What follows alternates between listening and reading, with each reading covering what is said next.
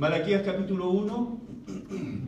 Malaquías capítulo 1, verso 1. Profecía de la palabra de Jehová contra Israel por medio de Malaquías. Verso 2. Yo os he amado, dice Jehová, y dijisteis, ¿en qué nos amasteis?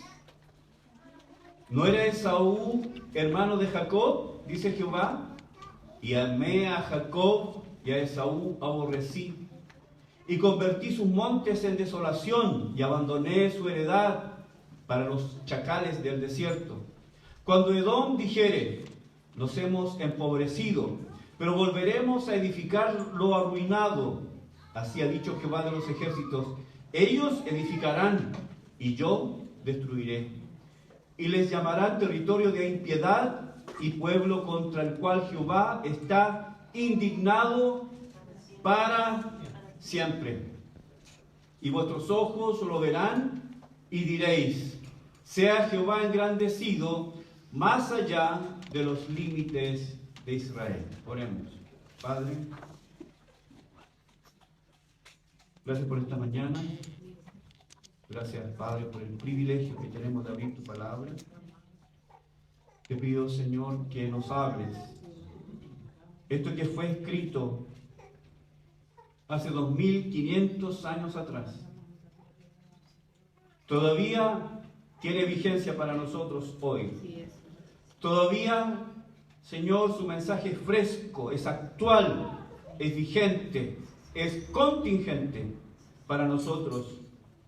Te pido, Señor, que el mismo Espíritu que inspiró la profecía de Malaquías, que el mismo Espíritu nos hable esta mañana. Por favor, Señor. No hemos venido a una charla, no hemos venido a un discurso, no hemos venido a una exposición intelectual. Hemos venido para ser confrontados por tu palabra. Háblanos, Señor, enséñanos, transfórmanos. Que tu verdad, Señor, ilumine nuestras vidas y que esa misma verdad transforme nuestro corazón. Lo pido en el nombre de Jesús, tu Hijo. Amén. Este es el mensaje número 1 en esta serie estudiando el libro de Malaquías, serie que titulamos El corazón en penumbras. Malaquías, como dije, es el último libro de la sección bíblica conocida como Profetas Menores. Y también es el último libro del Antiguo Testamento. Con este libro se cierra el canon del Antiguo Testamento. En cuanto al tiempo, el libro de Malaquías está separado, si podemos hacer un gráfico, Malaquías, ¿cierto? Y el Evangelio de Mateo, que es el primero del Nuevo Testamento, entre ellos tenemos por lo menos 400 años. 400 años. Malaquías entonces está separado de Mateo por un tiempo de por lo menos 400 años. El libro de Malaquías fue escrito más o menos en el año 433 o en el 424, en ese periodo más o menos. El nombre Malaquías significa literalmente mensajero o mensaje. Y algunos dicen que es posible que Malaquías sea un título y no un nombre, que sea más bien un título de alguien que es el mensajero, más que alguien se llame Malaquías. Entre las curiosidades que encontré en mi estudio de Malaquías, descubrí que en el calendario romano, los santos que conmemora la Iglesia romana, mañana, 18 de diciembre, es San Malaquías. Una curiosidad nomás. Entonces, algunos dicen que es posible que sea más bien un título que un nombre. Este libro fue escrito para denunciar, para corregir los errores, las malas prácticas y el pecado de Israel en ese tiempo. Cada vez que nosotros abrimos un libro de la Escritura, Cada vez que nosotros vamos a un libro de la Escritura, necesariamente necesitamos saber el contexto histórico en el que fue escrito. Para poder comprender y para poder hacer una buena interpretación, es necesario saber cuándo fue escrito, por quién fue escrito, cuál fue el propósito por el cual se escribió el libro de Malaquías. Y el contexto histórico de este libro nos habla de 100 años después de que Israel volviera del cautiverio de Babilonia. Ustedes se acuerdan de eso, ¿no?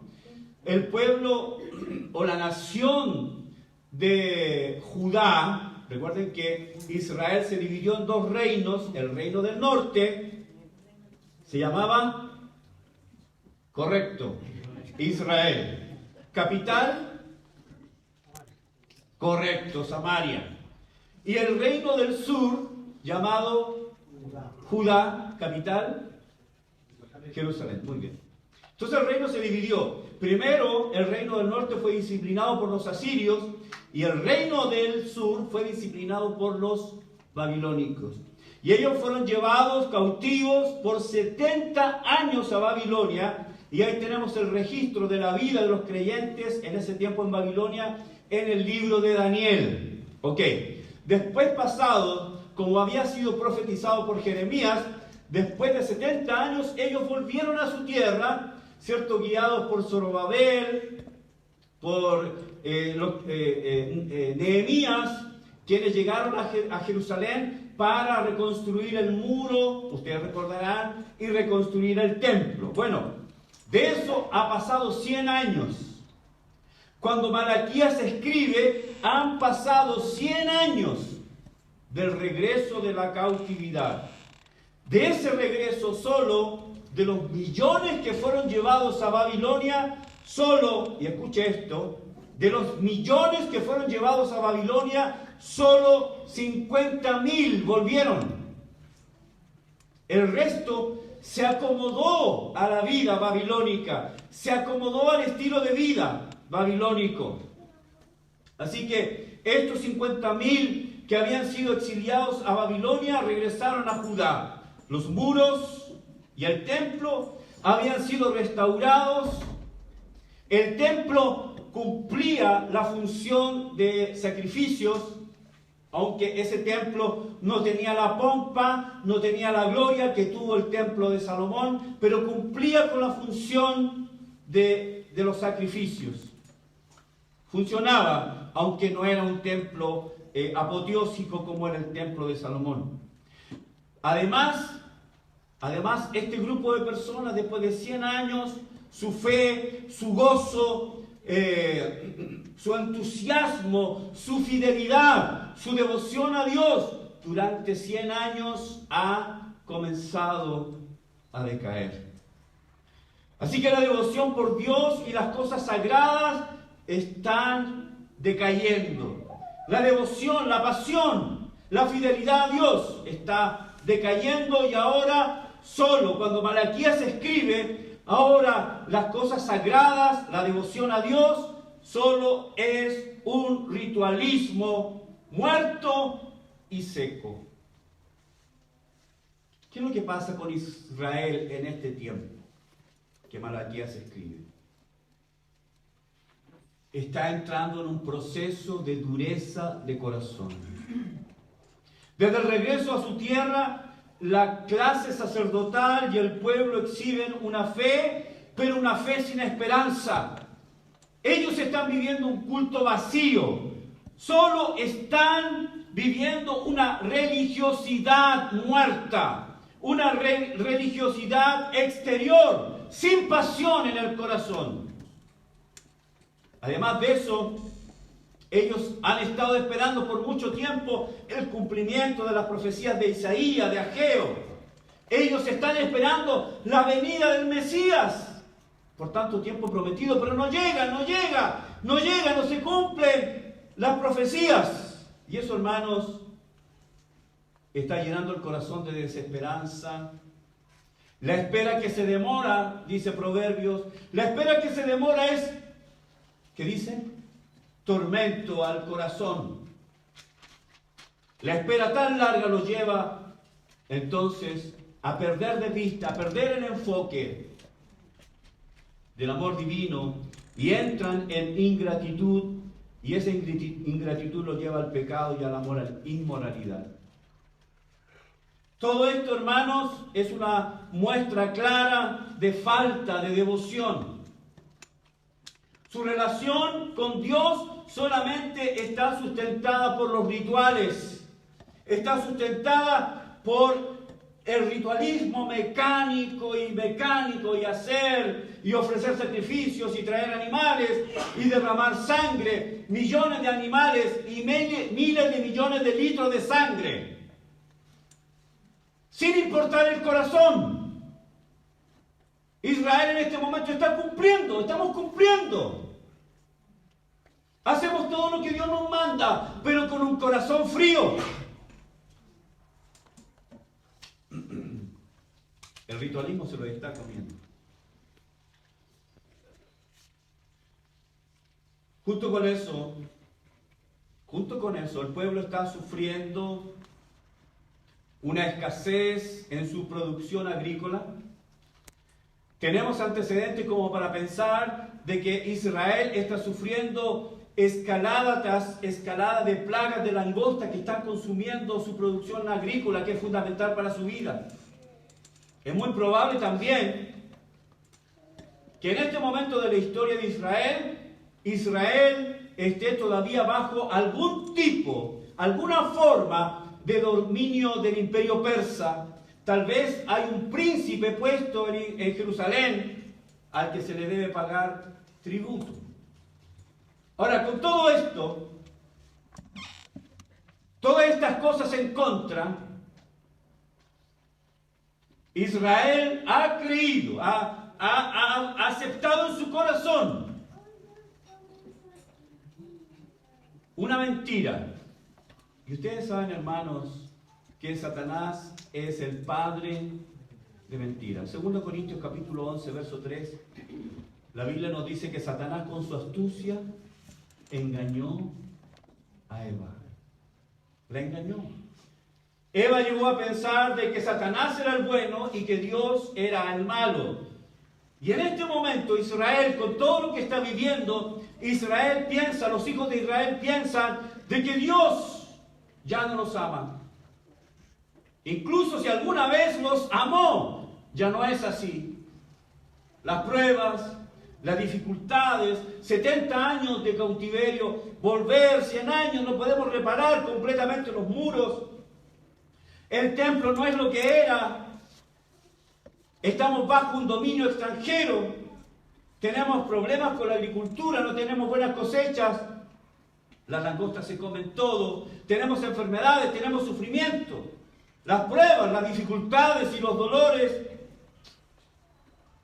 han acrecentado esa idea. Dios no me ama. Dios no nos ama. Hermanos, cuando un creyente, cuando un hijo de Dios se rinde a esa mentira, no es pasivo. La mentira nunca es pasivo. La mentira viene a nuestra vida por medio de ataques en nuestra mente desde el mundo espiritual. Efesios 2:2. ¿Se acuerdan cuando estudiamos la mente humana? Mentiras que vienen a nosotros por el ambiente. Oseas 12:1, cuando nos dice que Efraín se alimenta ¿de qué? De viento. Efraín es alimentado del viento, del aire.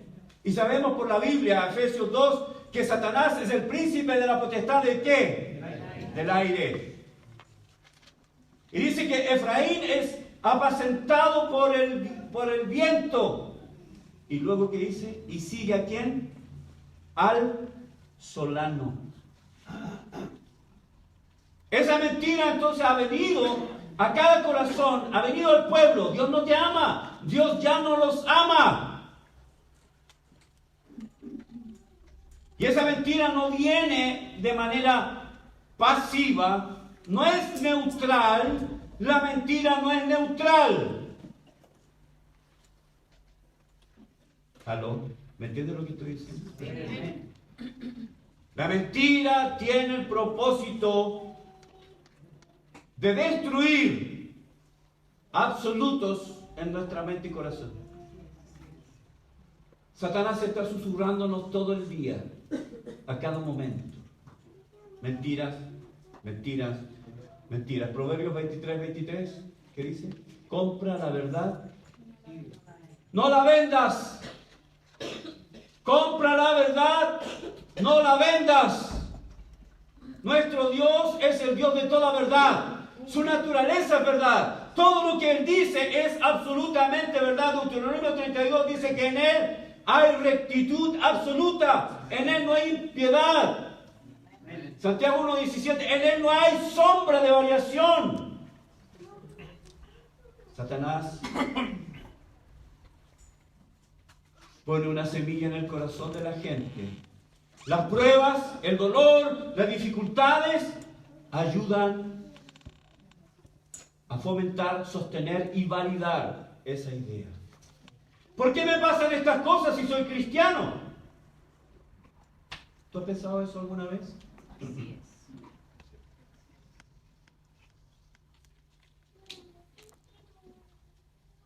¿Por qué me pasó esto si soy creyente? Dios no te ama. No eres importante para Dios. Esto es lo que el pueblo de Israel está viviendo.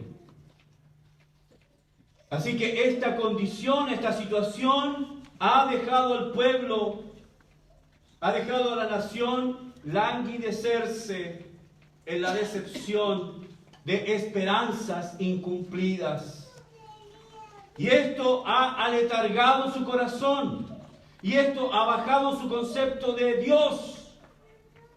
Y ha entrado en una vida espiritual externa, sin corazón, ritualista, enfocado en los rituales y no en lo que es trascendente, que es Dios mismo. El libro de Malaquías contiene 7 disputas. Y hoy vamos a estudiar la primera disputa. ¿Cuál es la primera disputa? Dios nos ha amado. Vamos al verso 1. Profecía de la palabra de Jehová contra Israel por medio de Malaquías. La palabra profecía es la palabra hebrea masa. Y esta palabra es un sustantivo, por lo tanto habla de algo. Y esa palabra masa, que la Reina Valera traduce como profecía, literalmente quiere decir una carga. Como alguien llevando o tirando una carga inmensa, está tirando, está cargando, o la está llevando sobre sus hombros, es una carga. La carga de un animal, por ejemplo, en Malaquías la palabra se refiere a una palabra pesada, que tiene peso, que tiene significado. La palabra quiere decir algo que está en el corazón del profeta. Y la tiene ahí, y para él es una responsabilidad. Para él es una carga transmitir esto a su pueblo. Por eso es la palabra masa, que quiere decir carga. Malaquías tiene una carga, un peso. Él quiere hablar con el pueblo y decirles, hablar al pueblo. Esto es lo que los predicadores tenemos, una carga. Dios puso una carga en mi corazón para compartirla con ustedes hoy. Podría haber hablado de Navidad, podría haber hablado del pesebre, podría haber hablado de la contingencia, de lo que va a ocurrir hoy día. Podría haber hablado del sueño que tuve anoche. A nadie le interesan mis sueños. No voy a hablar de mis sueños. No voy a hablar de mi experiencia. Vale nada. Tengo una carga por predicar la palabra de Dios lo más fielmente que pueda. Amén. Gloria a Dios. Malaquías entonces comienza diciendo, tengo una carga. Y esa carga viene de parte de Jehová contra Israel. El profeta tiene algo que decir contra. Por lo tanto, es una palabra de corrección. Es una palabra para llamar la atención, para volver el corazón de Israel en ese momento a Dios. Esa palabra pesada está llena de significado, porque proviene de Dios. Dios habla con su pueblo por medio de su mensajero, en este caso Malaquías. El destinatario de esta carga es su pueblo, que está enfermo. Tiene un corazón enfermo. Ha cedido ante la mentira. Por lo tanto, hermanos, voy a explicarlo un poco más adelante, pero si mi relación con Dios no es correcta, entonces mi vida no es correcta. ¿Me entiende lo que digo? Si yo no tengo un concepto claro, correcto, fiel, bíblico de Dios, entonces mi interacción con todo, con mi prójimo, con mi semejante, el culto, la alabanza, el servicio que yo le presto a Dios es vacío. A ver.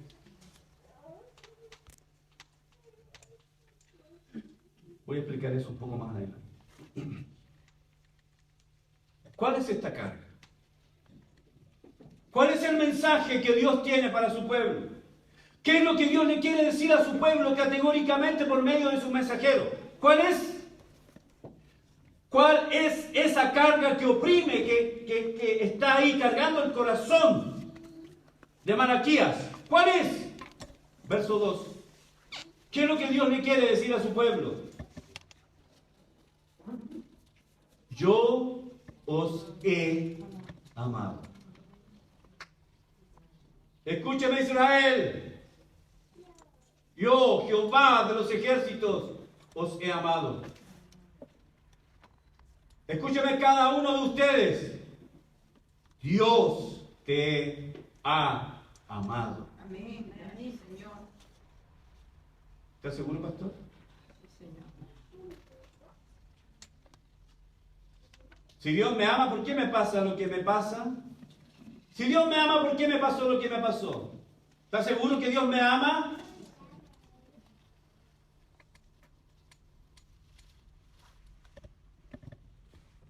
Dios dice, os he amado.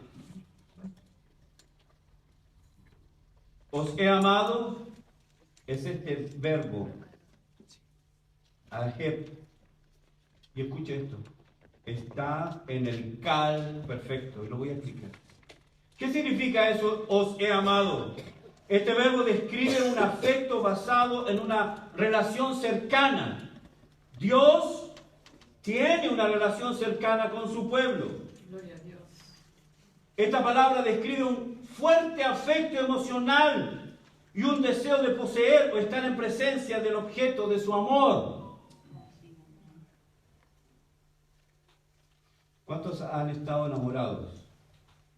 Amén. Amén.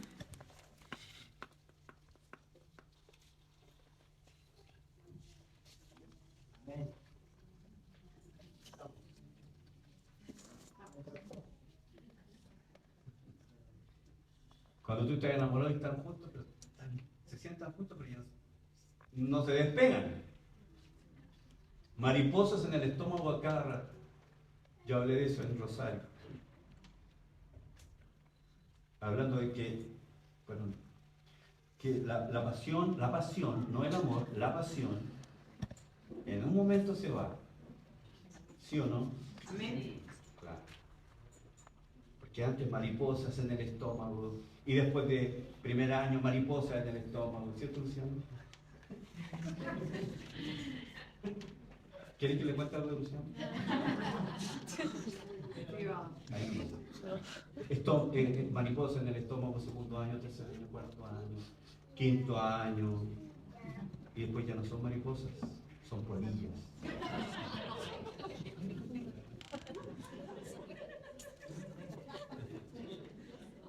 Porque el amor se acaba pasión se acaba. Bueno, ese es otro tema. Entonces Dios ha amado a los suyos. Me perdieron. Es el amor de querer estar, ahí está, estar cerca, siempre cerca. De tenerlo a la mano, de disfrutar de su presencia, de oír esa dulce voz. Ese es el amor con que Dios nos ha amado. Ahora el cal perfecto indica lo siguiente. Cal perfecto indica, si lo podemos traducir, es que Dios dice, te he amado. Te amo todavía y te amaré. No es que una vez te amé y ya no te amo. No es que solamente te amo ahora, en tiempo presente, sino que te amaré para siempre. El amor de Dios es inclaudicable. El amor de Dios no cambia, no se muta. ¿Quiere que le diga algo más? No se acaba como nuestro amor. Así que Dios le dice, este es el reclamo, esta es la carga que Malaquías tiene en su corazón. Escucha, Israel, os he amado. ¿Verdad que ha amado a Israel? A pesar de que Israel ha sido rebelde, a pesar de que Israel, en los tiempos de los reyes en el norte, ¿cuántas veces construyeron altares a los dioses? Estudiamos recién la vida de Elías, cómo Israel levantó altares, templos dedicados a Baal, a Astarte. ¿Cuántas veces Israel fue a adorar a Baal peor? ¿Se acuerdan? Sí, Señor. ¿El amor de Dios cambió en algo? No, Señor. No. Pero ¿cómo tú puedes amar a un pueblo tan rebelde? ¿Cómo es que Dios puede seguir amando a pesar de tus rebeliones? ¿Cómo es que Dios sigue amándonos? Esa es la pregunta. Porque yo te aseguro que ni siquiera yo a veces tengo capacidad de amarme a mí mismo. Pero Dios sigue amándome. Su amor no cambia. Su amor sigue. Juan capítulo 13, verso 1. Dios los amó hasta el fin. Gracias, Señor. El Señor tomó el lebrillo, tomó la toalla. Y todos los discípulos estaban, vamos a comer la cena, la Pascua. Que bueno, oye, ¿quién va a tener el ministerio al interior en el cielo? Yo me quedo con el ministerio de economía. Yo me quedo con el ministerio de deporte. Y nadie estaba preocupado de lavar los pies. ¿Y qué hizo Jesús? Bendito Señor. Lavó los pies de cada uno. Pedro, Bendito tu nombre, Señor. Judas. ¿Le habrías lavado tú los pies a Judas sabiendo que él era el traidor? Dios los amó hasta el fin. El amor de Dios por su pueblo es incondicional. Porque fue un acto de pura gracia que no depende de nada que Israel haya hecho. El amor de Dios es otorgado soberanamente. Porque Dios determinó llamar a Abraham, lo sacó de Ur de los Caldeos y de él formó toda una nación. ¿Por qué lo llamó? ¿Porque Abraham era mejor que ellos? ¿Porque Abraham no pecaba? ¿Porque Abraham no fallaba? Fue una elección soberana. El amor de Dios por su pueblo es un compromiso. Gloria a Dios que Dios no rompe su compromiso. ¿Cuántos están agradecidos de eso? Dios ha hecho un compromiso como con ninguna otra nación. La compasión de Dios por Israel es semejante, es similar a la compasión de una madre por su hijo. Señor, amén. Yo os he amado. ¿Sabe cómo contestó Israel a esta declaración? Verso 2. Dice, yo os he amado, dice Jehová, y dijisteis, ustedes dijeron, Israel dijo, ¿qué dijo? ¿En qué nos amaste?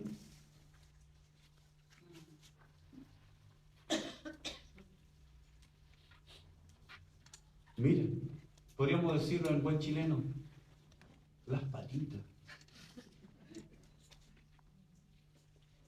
Tú dices que me amas, pero ¿en qué me amaste? ¿Cuál es la evidencia de tu amor? Obviamente esto demuestra un corazón insensible, un corazón endurecido, indiferente al amor de Dios, un pueblo, un corazón, un creyente que está dudando en su corazón del amor de Dios. Un creyente que duda del amor de Dios está en tinieblas.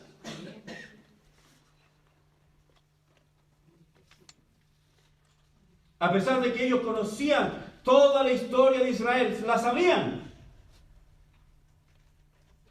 Pero el corazón de Israel está en ceguera.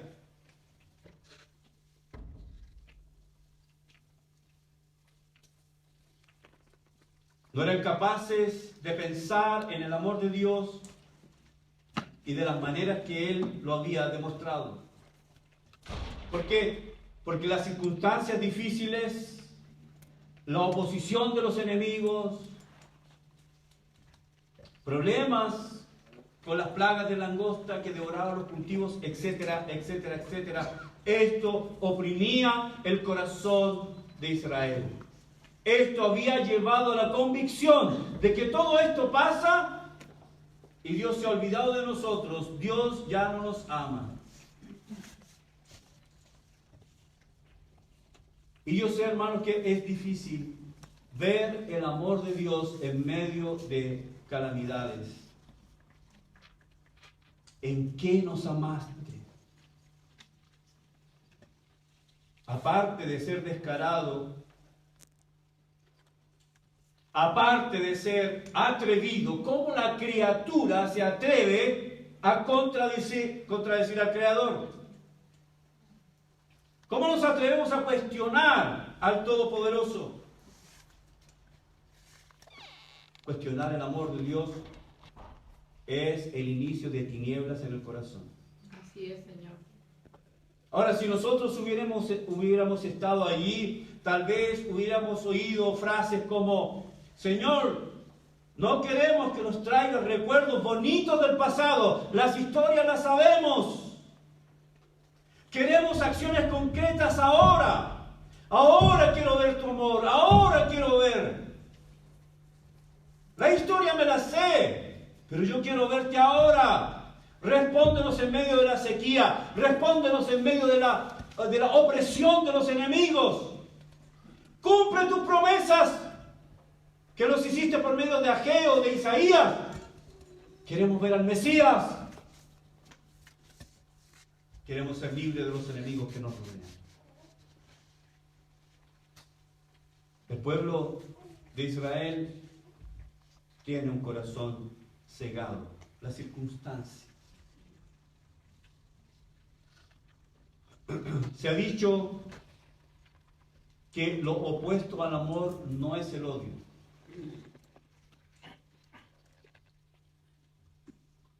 Hay una canción que dice: no es cristiano. Dice: ódiame sin medida ni clemencia. Odio quiero más que indiferencia. Bueno, la cantaba mi abuela, por eso nací. Porque algunos dicen que lo opuesto al amor es el odio. Lo opuesto al amor es la indiferencia, la apatía. Yo espero que nadie aquí odie a Dios. Espero. Pero es posible que algunos de ustedes, incluyéndome a mí, nos hayamos vuelto indiferentes. Es posible que sigamos todos los pasos necesarios para ser considerado un buen cristiano. Venir a la iglesia, ser aparentemente una persona moral, digna de confianza, incluso hasta diezmar, cumplir todo, pasar a la Santa Cena, pero el corazón, hermanos, el ritualismo lo hace cualquiera. cumplir con ciertos requisitos y costumbres o hábitos religiosos, lo hace cualquiera, pero el corazón. Así es, Señor, amén. Tal vez algunos de ustedes, por circunstancias que han vivido, dolorosas, profundamente dolorosas, han anidado algún sentimiento, alguna distancia. Y han creído en su corazón, sí, yo creo que Dios me ama, pero no me ama tanto. Dolores, enfermedades, situaciones económicas, crisis familiares, divorcios, conflictos, situaciones. ¿Y dónde está Dios? Tal vez pasando por pruebas difíciles, le hayamos preguntado una y otra vez a Dios, Dios, ¿dónde está tu ayuda? ¿Dónde están mis hijos que los crié bajo tu precepto, bajo tu temor? Ahora no quieren nada contigo. Escuché la palabra cáncer, me espanto. ¿Dónde está Dios?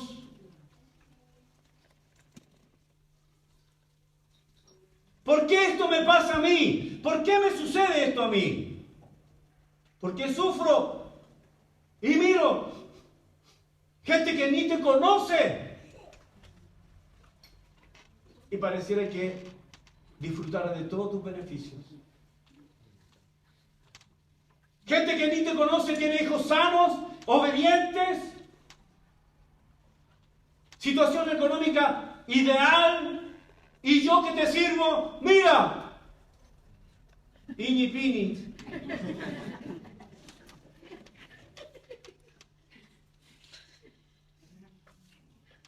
Esas cosas van golpeando el corazón. Israel pregunta, ¿en qué me amaste, Señor?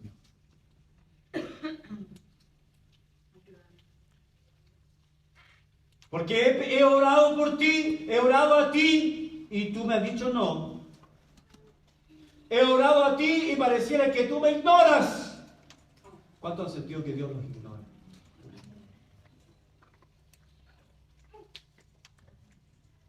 Y eso, hermanos,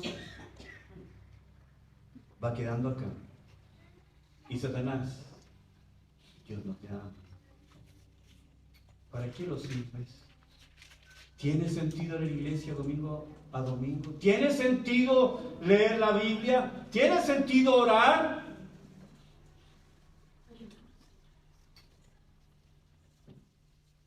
Dios atribuye todos sus favores a su amor. De la misma manera, Dios atribuye todos los pecados, toda desobediencia y toda rebelión a la fuente, que es el desprecio a su amor. San Agustín dijo que todo pecado nace, escúcheme bien, todo pecado nace porque tenemos una idea torcida de Dios.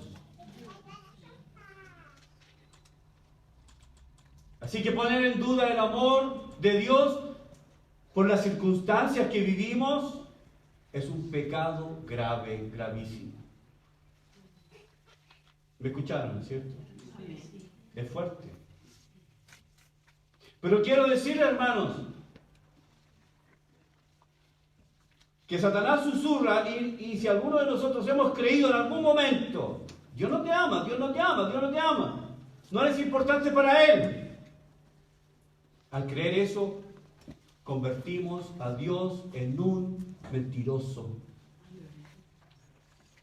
Es una bofetada en la cara a nuestro Dios. Es acusarlo de ser indolente frente al dolor y la necesidad de su pueblo.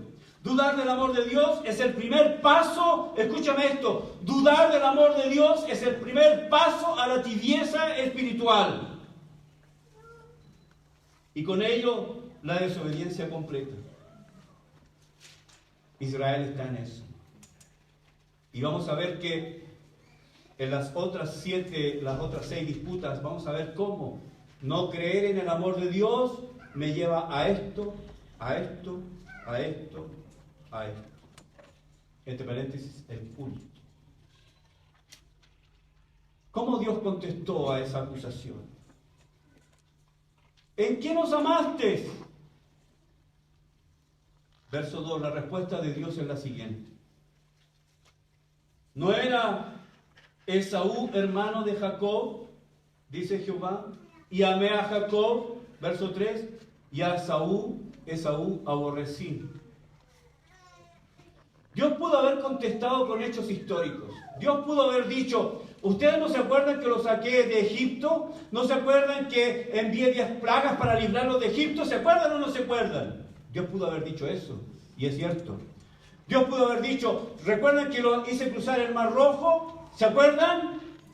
¿Se acuerdan que los guié por el desierto? Les di maná, cada día los alimenté, les di agua, saqué agua de la roca, los guié por el desierto y había una nube, los guié por la noche, había una columna de fuego. Todo eso es cierto. ¿Dios pudo haber contestado eso? Sí. Dios pudo haber contestado, le di la tierra que les prometí con Josué. Con Josué entró en la tierra. Y luego los jueces. Dios pudo haber contestado muchas maneras. Incluso podría haber dicho, yo los traje de vuelta de Babilonia después de 70 años. Pudo haberlo dicho. ¿Por qué no dijo así? ¿Por qué no hizo una respuesta histórica? Su respuesta fue teológica. ¿Qué fue lo que Dios le dijo? Dios se remitió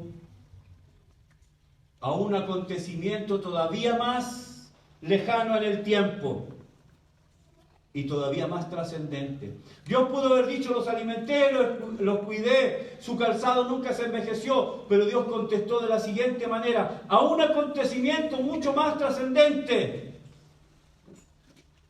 ¿Cuál es ese momento?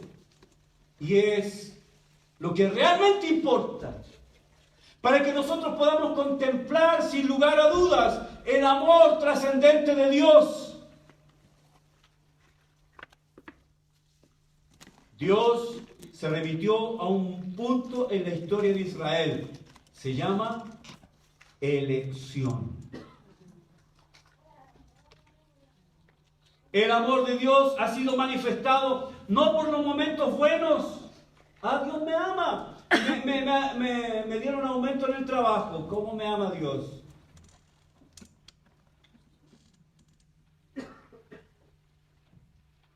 Está todo bien en mi casa.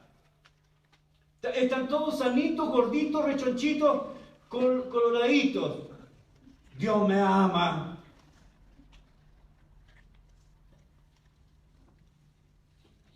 Hermanos, no nos dejemos engañar. Las circunstancias no siempre son una muestra del amor de Dios. Porque hay mucha gente que le va bien. Pero Dios está enojado con ellos todo el día. Entonces, ¿cuál es la respuesta de Dios? La respuesta de Dios es, acuérdate, no de las cosas que yo hice contigo, no como yo fui un Dios que proveyó para ti, sino que la más grande muestra de amor es que yo te elegí. Gloria a Dios. Amén. Bendito tu nombre. Es la elección. Romanos capítulo 9, verso 10 al 13. Pablo hace la misma referencia. Y no solo esto, sino también cuando Rebeca concibió de uno, de Isaac, nuestro padre. Y aquí dice, pues no habían aún nacido. ¿De qué está hablando? De 2 hijos. Esaú y Jacob. Pues no habían aún nacido, ni habían hecho aún ni bien ni mal. ¿Para qué?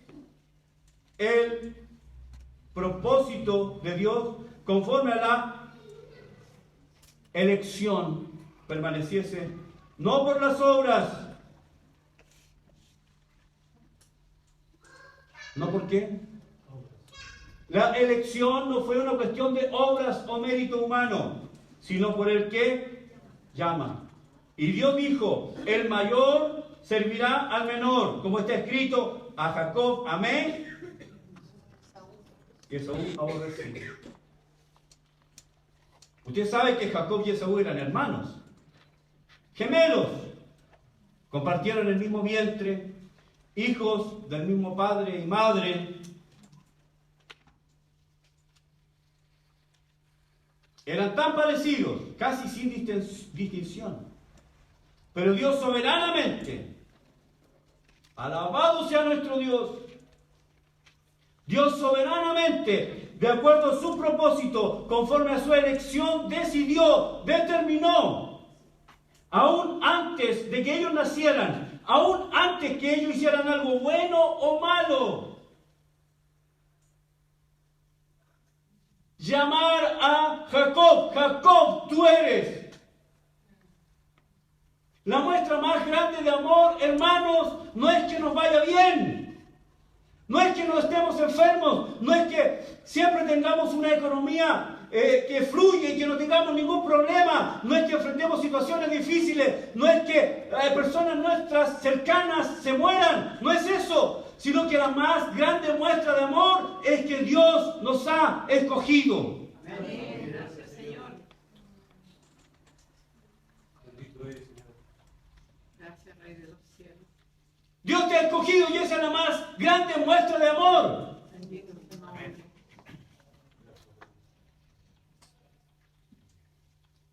Todo lo demás viene por añadidura. Si me va bien, es por la pura gracia de Dios. Si tengo una buena economía, es por la pura gracia de Dios. Si tengo un buen trabajo, si tengo un buen matrimonio, si hijos obedientes o no, sea lo que sea, todo es añadido. Lo más importante es que yo he sido escogido por Dios. Señor amado, gracias, Señor. Dios le mostró a Jacob un amor libre, soberano, incondicional, un amor elector.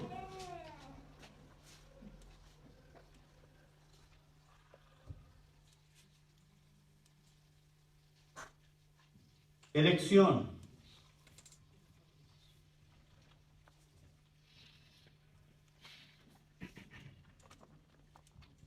Tenemos a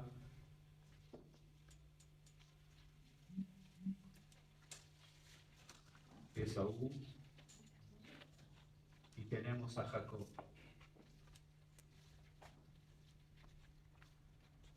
Estaban de cumpleaños el mismo día. La Biblia dice, Romanos, como está escrito, a Jacob amé y a Esaú aborrecí. ¿En qué nos amaste, Dios? ¿En qué podemos ver el amor de Dios? ¿En que me va bien? Dios te ha escogido. La Biblia nos dice que antes que nacieran y antes que alguno de ellos hubiera hecho bien o mal, antes que ellos hubieran hecho una obra buena, y eso habla, ¿sabe de qué? Habla de que no hay mérito. La elección divina no está sujeto al mérito. Dios no escogió a Jacob porque Jacob era bueno. Porque ¿sabe qué? Jacob no era bueno. Dios desechó a Esaú porque Esaú era malo. Jacob era a veces más malo que él. La elección, hermanos, es una cuestión de la soberanía de Dios. Dios escogió a este hombre no porque hubiera nada bueno en él. No había nada bueno en él que justificara la elección. Y de la misma manera, él fue desechado no porque hubiera algo malo en él. Él era tan malo como cualquier hombre. ¿Por qué fue? Lo dice Pablo. Para que el propósito de Dios conforme a la elección permaneciese. Fui escogido por Dios porque Dios lo determinó así antes de la fundación del mundo. Alabado sea tu nombre.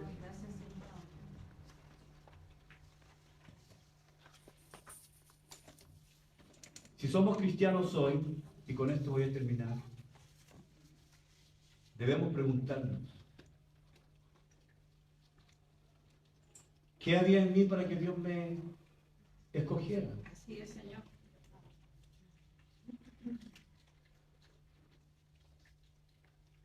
Veo a mis amigos de colegio, siempre he mencionado que de tanto en tanto me encuentro con compañeros que compartimos en la misma sala, la misma profesora, todo lo mismo, y lo veo y él está perdido en la droga. Jamás podría pensar en que yo soy lo que soy porque soy mejor que él. No soy mejor que él. Alguien podrá decir, claro, este pedófilo se va al infierno porque es pedófilo y yo me voy al cielo porque soy pastor. ¿Sí? No sabemos. ¿No soy todo lo malo que puedo ser? No soy todo lo malo que puedo ser. Porque potencialmente tengo la capacidad de ser todo lo malo que podría ser. ¿Me entiende lo que digo? No soy todo lo malo que podría ser por la pura gracia de Dios. Nada más. Señor, gracias, Señor. ¿No tiemblas cuando piensas en eso? Ayúdame, Señor. ¿No tiemblas cuando piensas que has sido escogido sin que hubiera nada en ti? Así es, Señor. Una vez le preguntaron a un doctor, un estudiante de hebreo, doctor en lenguas muertas, le dijeron, doctor en teología por supuesto, tengo un serio problema con Malaquías capítulo 1, verso 3, que dice, a Esaú aborrecí. Me molesta esa frase, a Esaú aborrecí, me molesta.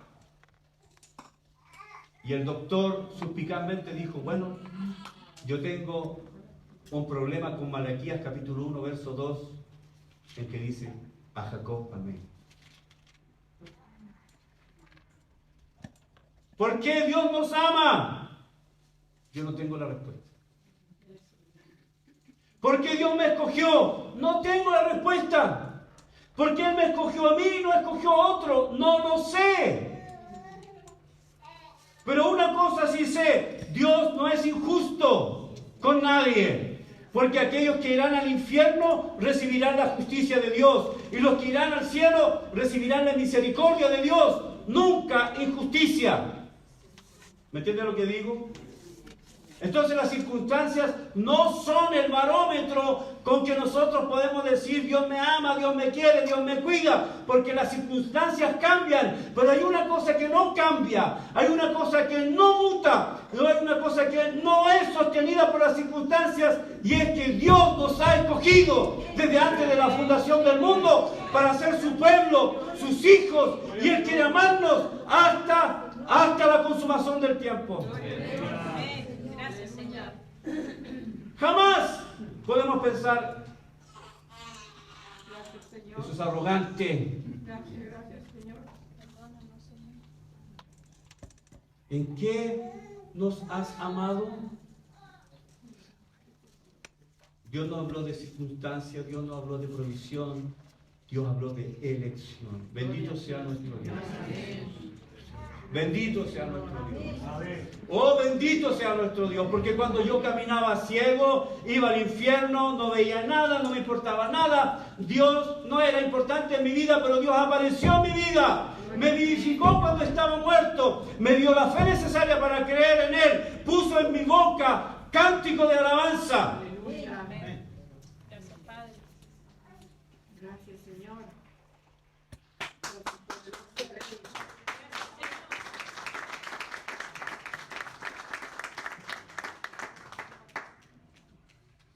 ¿En qué nos has amado? Ustedes son escogidos. Gracias, Señor.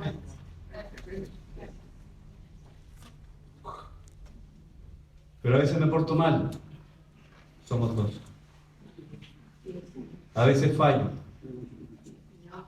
A veces peco deliberadamente. Así es, Señor. Eso no hace mella a su amor incondicional. Gloria a ti, Señor. Dios está más dispuesto a perdonar nuestros pecados que nosotros ha pecado. Bendito su nombre, Señor. Porque cuando abundó el pecado, Sobreabundó la gracia. Amén.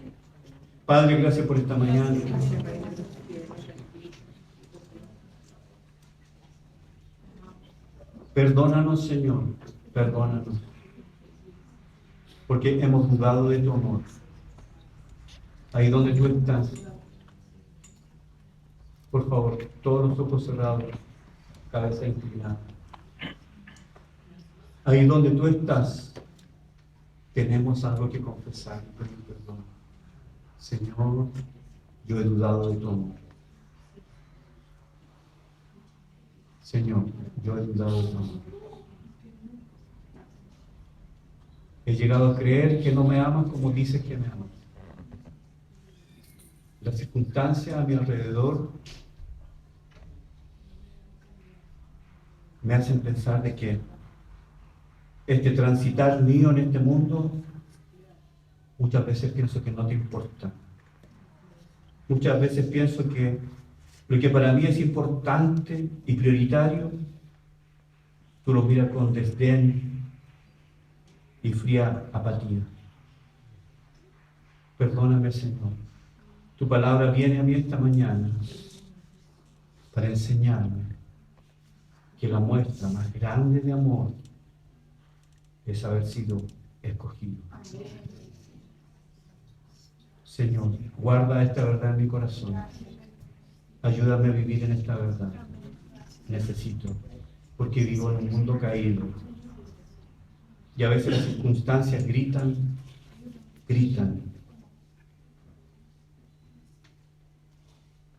Señor, gracias por esta mañana, por hablarnos. Gracias por la profecía de Malaquías. Te pido, Señor, que guarde esta verdad en nuestro corazón. Lo pido en el nombre de Jesús, tu Hijo. Amén.